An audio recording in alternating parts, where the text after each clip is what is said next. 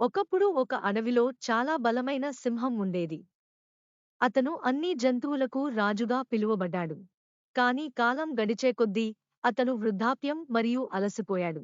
కాబట్టి అతను వేటాడేందుకు మరియు అన్వేషించడానికి వెళ్లకుండా తన భార్యతో కలిసి తన డెన్లో ఉండాలని నిర్ణయించుకున్నాడు. సింహం వయసు పెరిగే కొద్దీ బలహీనంగా మారింది. అతను ఇకపై ఆహారం కోసం వేటాడలేకపోయాడు. అడవిలోని ఇతర జంతువులు అతని గురించి ఆసక్తిగా ఉన్నాయి. వారు అతని గుహలో అతనిని సందర్శించడం ప్రారంభించారు.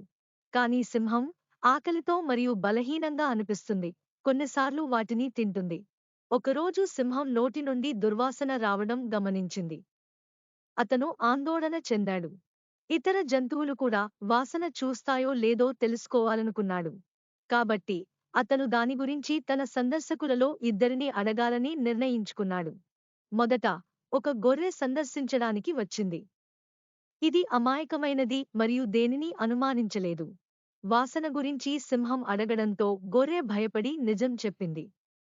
సింహం వెంటనే దాన్ని తినేసింది.